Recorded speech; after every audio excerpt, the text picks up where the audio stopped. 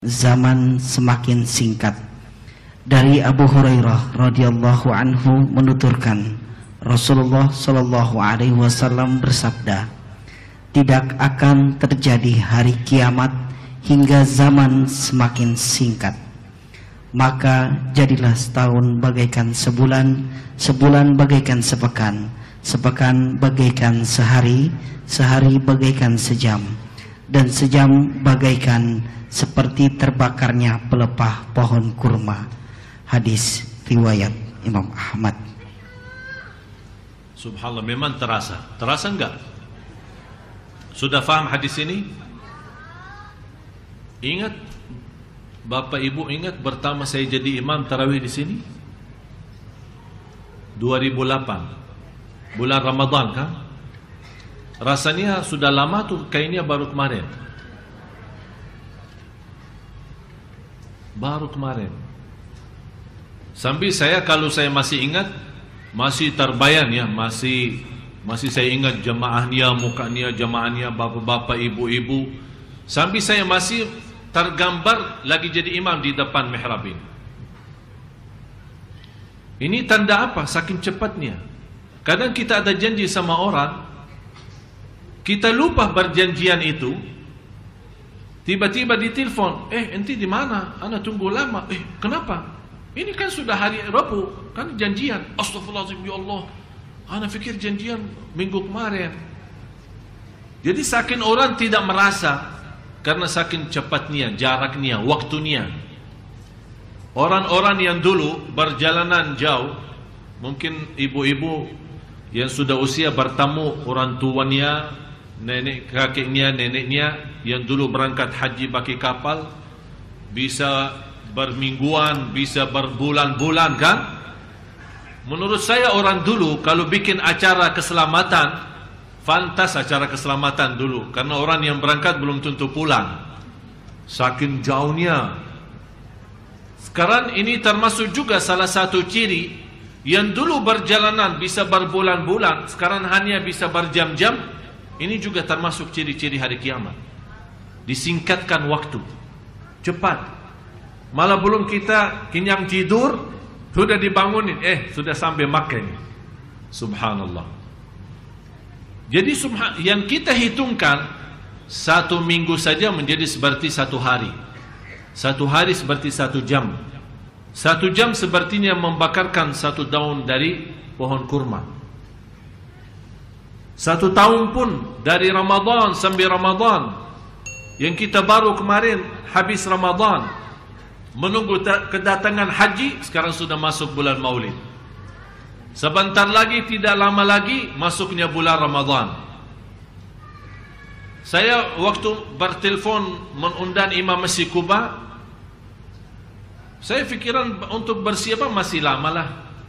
Proses kita isi, ada jadwal kesana kemari. Baru saja tadi pagi kita rapat untuk persiapan acara Maulid. Ternyata untuk kedatangan mereka hanya 2 minggu, malah kurang dari 2 minggu. Kita belum siapin apa-apa. Belum kita mau menetapkan jadwal di mana, di masjid mana. Ternyata mereka sudah mau datang, kita belum siap. Saking cepatnya waktu.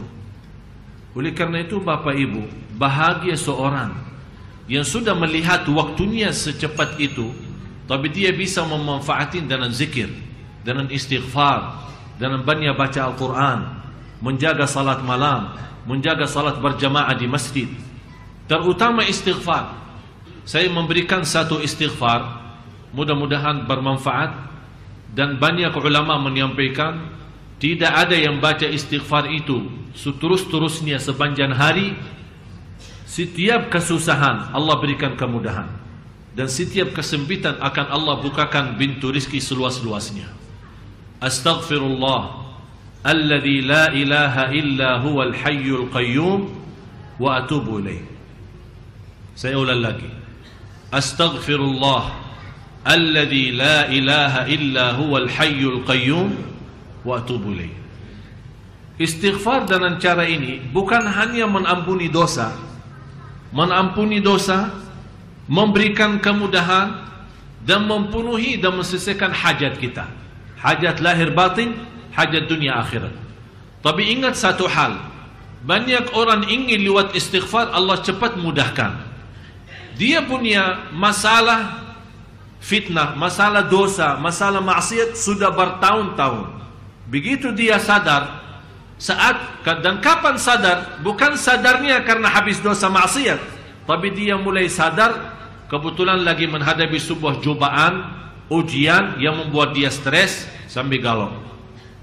Habis itu dia sudah tidak punya jalan kemana, bingung dia tidak tahu kemana. Akhirnya dia berkata, karena Ustaz Ali berkata istighfar pasti memberikan kemudahan.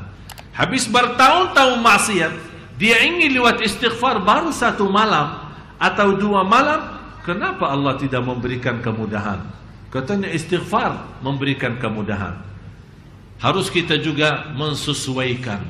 Kalau memang bertahun-tahun kita maksiat, harus juga berusaha sebanyak-banyaknya istighfar. Jangan mengharap dan segera Allah berikan bantuan. Begitu Allah berikan pertolongannya, malah kita kembali kepada dosa maksiat kita. Oleh karena itu saya nasihatin Bapak Ibu, mulai hari ini jangan berhenti istighfar.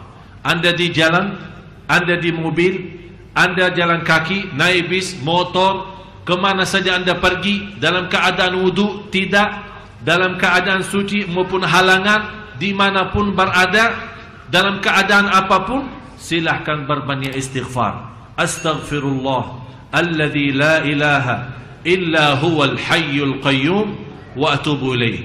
Nawaitu, apapun masalah Anda merasa punya dosa belum bisa ditinggal, lewat istighfar ini nawaitu mendekatkan dirinya kepada Allah agar Allah mengampuni dan menjauhkan dari dosa itu.